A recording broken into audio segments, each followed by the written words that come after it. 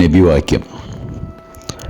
ഒരാൾ മരണപ്പെട്ടാൽ അയാളുടെ കർമ്മം, ധനം, കുടുംബം എന്നിവ കൂടെ ഉണ്ടാവുമെങ്കിലും അതിൽ ധനവും കുടുംബവും അവശേഷിക്കുകയും കർമ്മം മാത്രം പരേതനോടൊപ്പം നിലനിൽക്കുകയും ചെയ്യും. പരലോകത്ത് ന്യായവിധിയുടെ നാളിൽ ഓരോരുത്തരും അവരുടെ ജീവിതത്തിൻ്റെ കണക്ക് ബോധിപ്പിക്കാൻ ഉയർത്തെഴുന്നേൽക്കപ്പെടും. ഈ സംഭവം ഖുർആനിങ്ങനെ വിവരിക്കുന്നുണ്ട്. അന്നാളിൽ തങ്ങളുടെ പ്രവർത്തന ഫലങ്ങൾ അറിയേണ്ടതിനായി ജനങ്ങൾ കൂട്ടം കൂട്ടമായി ഹാജരാക്കപ്പെടുന്നതാണ്. അപ്പോൾ ആർ ഒരു അണുമണിത്തൂക്കം നന്മ പ്രവർത്തിച്ചുവോ അവൻ അതവിടെ കാണും. ആര് ഒരു അണുത്തൂക്കം തിന്മ പ്രവർത്തിച്ചുവോ അതും അവനവിടെ കാണും. ദൈവം തൻ്റെ കരുണക്കും നീതിക്കും അനുസൃതമായി എല്ലാവരുടെയും നല്ലതും ചീത്തയുമായ പ്രവൃത്തികൾ കൃത്യമായി അളക്കും, തൂക്കി നോക്കും.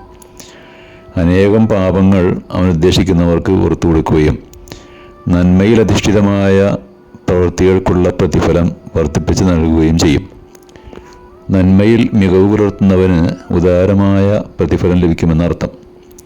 തിന്മകളും തെറ്റുകളും അവൻ്റെ സദ്ഗുണങ്ങളെക്കാൾ കൂടുതലുള്ളവൻ ദൈവം ഉദ്ദേശിച്ചാൽ ശിക്ഷിക്കപ്പെടുകയും ചെയ്യും. നേരെ മറിച്ച് ദൈവനിഷേധിയും അതിക്രമകാരിയുമായി മരണം വരിച്ചവൻ നരകാഗ്നിയിലേക്ക് നയിക്കപ്പെടും.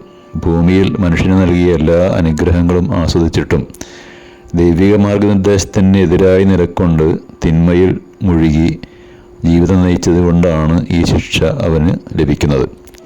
തീവ്രമായ ചൂടും ശമിക്കാത്ത ദാഹവും ജ്വലിക്കുന്ന അഗ്നിജ്വാലയും നിറഞ്ഞ ഒരു സ്ഥലമായിട്ടാണ് ഖുർആൻ നരകത്തെ വിശേഷിപ്പിച്ചിട്ടുള്ളത്.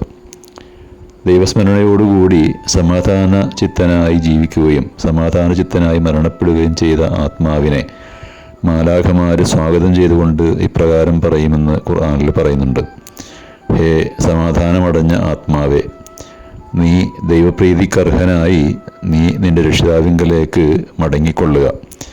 എന്നിട്ട് എൻ്റെ സജ്ജനങ്ങളായ അടിമകളുടെ കൂട്ടത്തിൽ നീ പ്രവേശിച്ചു കൊള്ളുക. എൻ്റെ സ്വർഗത്തിലും നീ പ്രവേശിച്ചു കൊള്ളൂ.